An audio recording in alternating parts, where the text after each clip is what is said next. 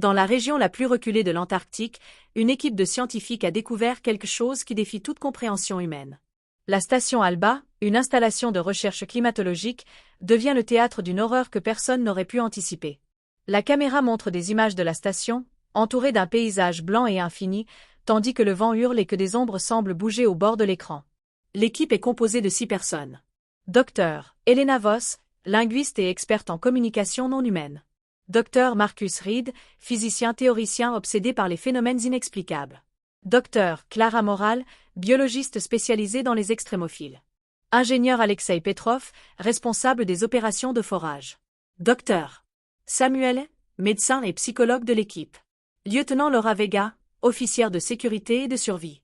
La découverte de la structure enfouie sous la glace, surnommée l'écho, est le point de départ.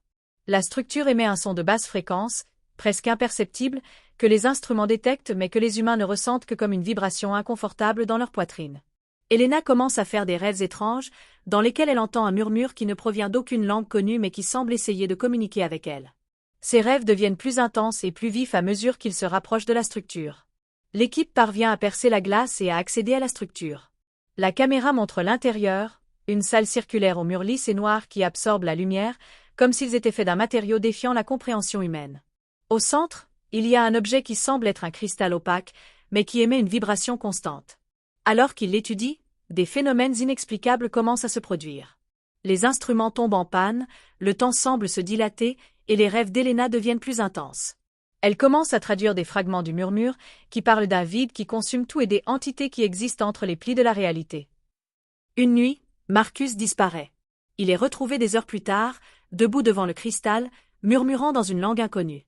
Lorsqu'ils essaient de l'éloigner de la chambre, il panique et crie. « Ils sont là. Nous ne pouvons pas échapper » avant de s'effondrer. À partir de ce moment, l'équipe commence à vivre des hallucinations collectives. Ils voient des ombres bouger à la périphérie de leur vision, entendent des pas dans les couloirs vides et sentent une présence qui les observe. Clara, la biologiste, commence à affirmer qu'elle a vu des créatures étranges dans la glace, des formes qui ne devraient pas exister. Elena découvre que le cristal est une sorte de porte ou des échos de quelque chose de bien plus grand, une entité qui existe en dehors du temps et de l'espace et qui a tenté de communiquer avec eux. Mais chaque fois qu'ils essaient de s'éloigner de la structure, quelque chose les en empêche. Les tempêtes de neige les obligent à se réfugier, les provisions disparaissent et la station commence à se détériorer de manière inexplicable. L'équipe réalise qu'ils sont piégés, non par des forces naturelles, mais par quelque chose qui les utilise pour maintenir la porte ouverte. Le lieutenant Vega essaie de maintenir l'ordre, mais elle aussi commence à perdre la raison. Samuel, le médecin, subit une crise mentale après avoir vu Marcus répéter des phrases dans la langue inconnue, comme s'il était possédé. Clara disparaît lors d'une expédition à l'extérieur, et lorsqu'il la retrouve, son corps est gelé, mais son visage affiche une expression de terreur absolue. Elena et Alexei sont les seuls à rester relativement sains d'esprit, mais eux aussi commencent à douter de leur propre réalité. Dans une tentative désespérée de fermer la connexion, Elena décide de communiquer directement avec l'entité à travers le cristal. À l'aide d'un dispositif sonore, elle reproduit la fréquence qu'elle a traduite. Le cristal s'active, et l'écran est rempli d'une lumière aveuglante.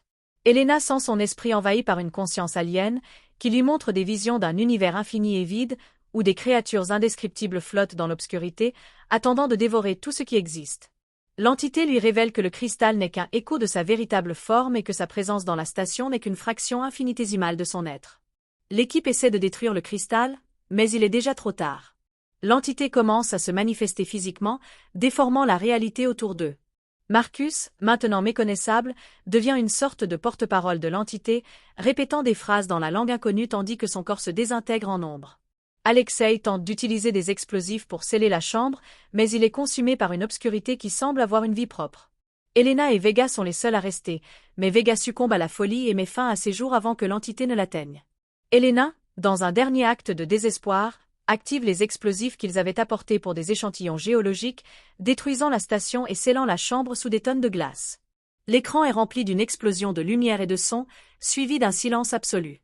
La caméra montre les restes de la station, maintenant ensevelis sous la glace, tandis que le vent hurle au loin. L'histoire se termine avec l'arrivée d'une équipe de secours plusieurs semaines plus tard. Ils trouvent la station en ruine, et parmi les débris, le journal d'Elena. La dernière entrée dit « Nous ne pouvons pas échapper ». L'écho n'est pas qu'un avertissement, c'est une invitation. Ils sont ici, et ils l'ont toujours été. Le vide nous appelle, et bientôt, nous répondrons tous. Alors que l'équipe de secours quitte les lieux, l'un d'eux entend un murmure dans le vent, une basse fréquence qu'il ne peut identifier. La caméra s'éloigne, montrant le vaste et désolé paysage antarctique, tandis que le murmure s'intensifie, suggérant que l'entité est toujours là, attendant. Pendant le générique de fin, le son de basse fréquence devient de plus en plus fort jusqu'à ce que l'écran s'assombrisse complètement.